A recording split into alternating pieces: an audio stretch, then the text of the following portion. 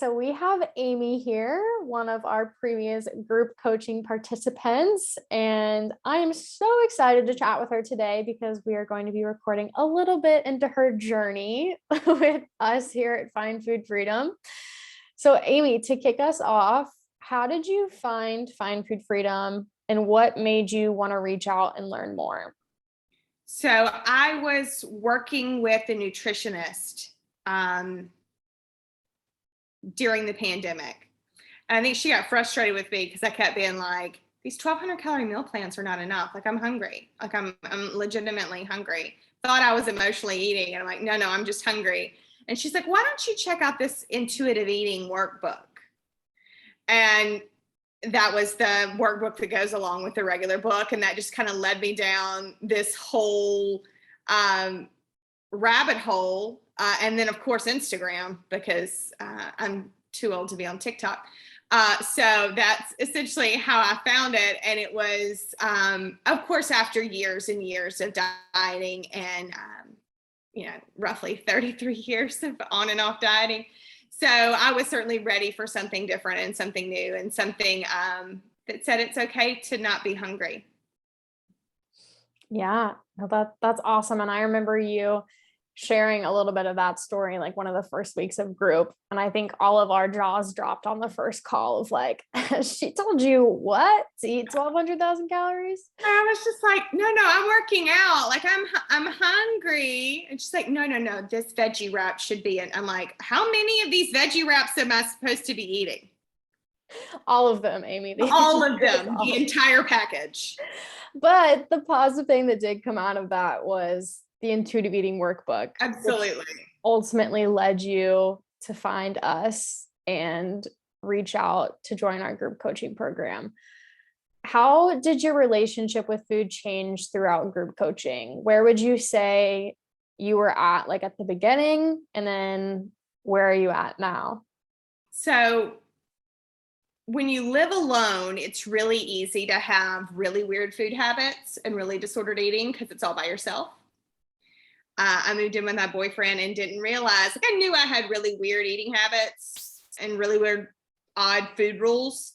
But when I had to have him hide the granola bars in the garage because I was eating 4 and 5 granola bars at a time.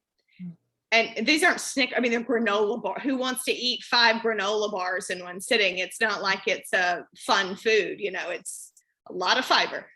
But so I was like, something needs to happen. And that was at the beginning of group. And now I can say the granola bars are in the pantry where they belong.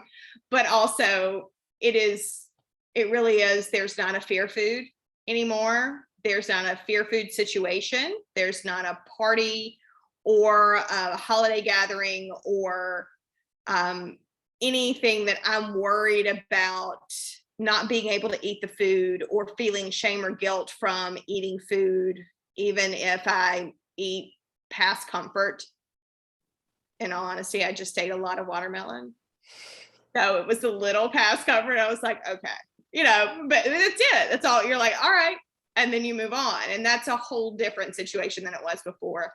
And I now understand that, of course, I'm hungry at 4:00 because I haven't eaten in 4 hours and I still have another 3 hours to go before dinner. Like snacks are good. Yeah. Snacks are great. Snacks are lifesavers. Snacks are the best. Snacks are the best for sure. And Amy, I do remember too, there was a couple of holidays that we spent together in group. One was Easter, and then the Kentucky Derby too as well. Those were 2 key events that came to mind when you were sharing that. I remember you sharing in group, like being so frustrated with like either the diet culture talk or just like what was going to be said. But can you share a little bit more about like that experience and how you navigated that? Easter's a big family holiday and we had a huge family gathering, and I was more worried about what people were going to say. She's gained some weight, or she looks different, or whatever. And then I was just like, okay, I mean, they're okay. That's whatever they've said or could possibly say. just kind of, not rudely, but call them out on it and just be truthful and open up that conversation, and not in a very nice and interesting way talk about where I am with intuitive eating if that's what I felt comfortable with at the time. Also, no is a complete sentence, and I can just walk away from the conversation or change the topic, bring up pictures of my dog, things like that, to just like, I don't have to participate in it. And then we've actually recently had a family member start a new diet, and she wants to tell you all about it. And so I just sit there and, I let her go, talking about what kind of bread she can buy and what the label should look like. And no, it's not that keto bread, it's the other keto bread. And the whole time thinking, I'm like, I'm just picking between like rye or whole wheat or sourdough. Or white. Or white bread. Or bagels. I was like, all of things that I'd rather that be my choice than this having a 45-minute conversation one way with a stranger, or with someone else talking about which label bread you should buy. I'm like, that's not worth it. Whatever you're doing isn't mentally worth it for me, because you thought about this bread for 4 days and it took me 15 seconds to figure out what I wanted for my bread. Yep. Mic drop. Truly. Yeah, like, no, just bread is what I go with. No, truly. And that is, thank you so much for sharing that. And to see that kind of change, like no longer participating in diet talk is a huge win. And it's also a huge boundary to set, which can be hard for many people. But I would say you probably didn't have any, I'm just from observing, you were very much so like, this is what I'm doing. I have a goal, and my goal is to get to a place where you feel mentally, physically, and emotionally pleasant around food, and also lose that food obsession. And you were determined to get there. And if that meant sitting there and just not contributing to the diet talk or saying no, which is a complete sentence, thank you for sharing that, then you would do it. So yeah.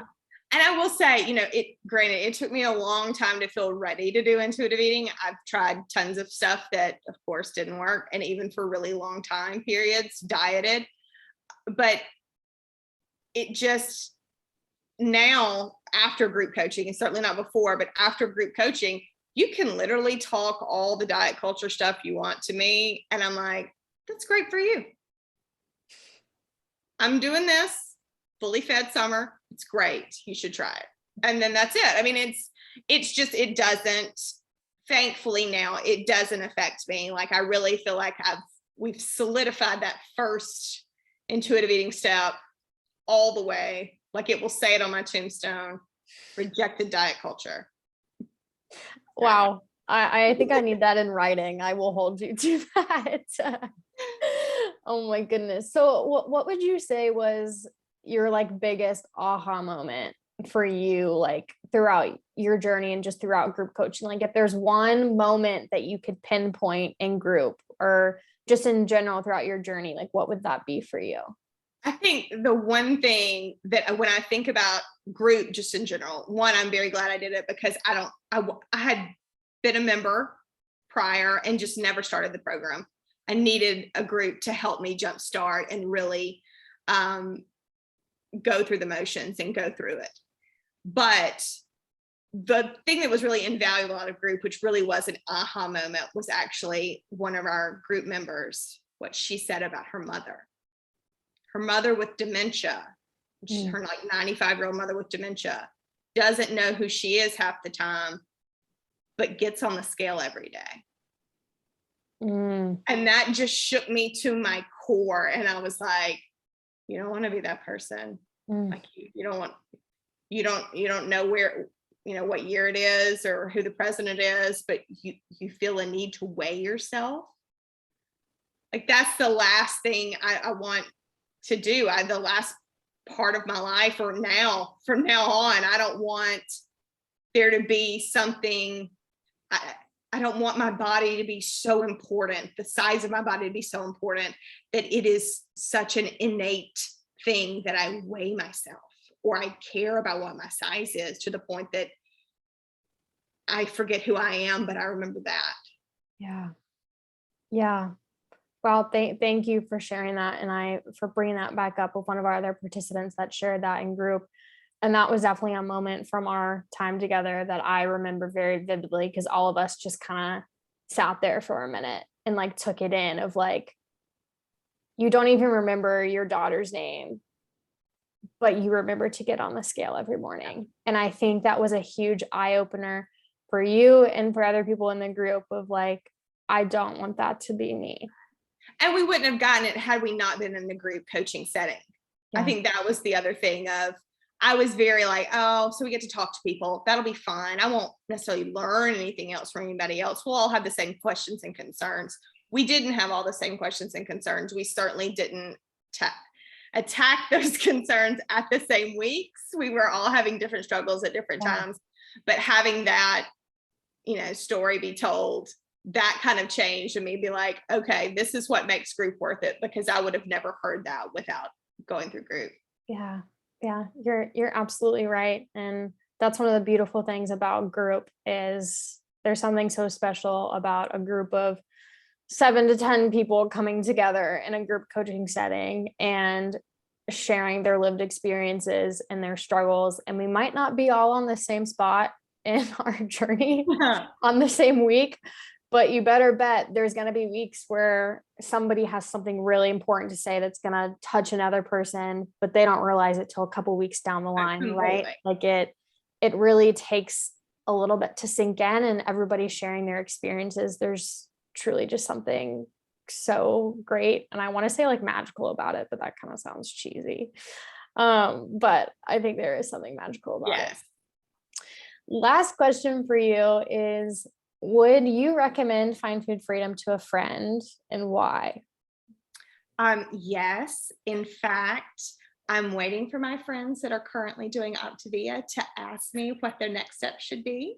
And I'm just going to be like, you should follow these people on Instagram. Let's start there, because you're going to undo the bad things that you learn in diet culture is really hard to do by yourself.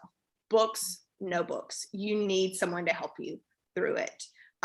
Because if you look at any of the diets that you may have been a member of before, their whole thing is group coaching and groups and how to talk about your diet with other people and community support. Well, you also need community support when you start rejecting diet culture. And I think Find Food Freedom has been the best possible group I could have aligned with in order to do that. Wow, I have chills. And that makes my heart really happy. So thank you so much for sharing that and for your kind words. And you're absolutely right. It takes literally a village to unlearn years of diet culture, no matter if that's 5 or 33, like you shared. It is hard to do it alone. And you truly, sometimes, no matter what form that looks like, whether you said you're a member or if that's group coaching, like you need support no matter what that looks like for you. I mean, even I attended several of the free trainings before I became a member, and those were extremely helpful. Even having that level of community support is certainly worth it.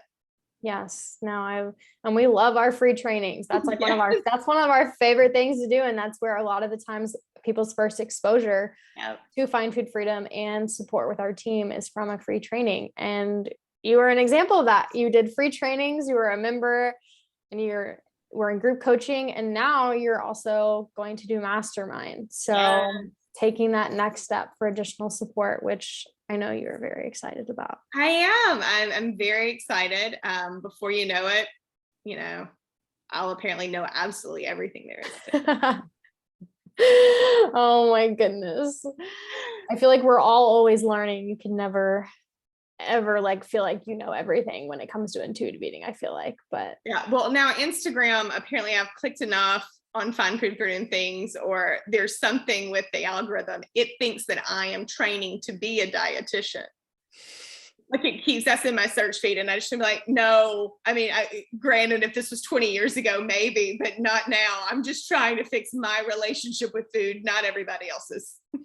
That is hilarious. The algorithm does wild things, but I'm going to take that as like a win on our end too. Cause like my job is done. Like I like never ever, I find Food Freedom never want to say like we're the expert. Like we want you guys to be the experts of your own body. So if your phone thinks that you're becoming a dietitian or want to become a dietitian, that just says and speaks volumes right Yes. there, because you are becoming the expert or learning more about your body, which is truly all that we could ask for, and more. So, well, thank you so much for chatting with me, Amy.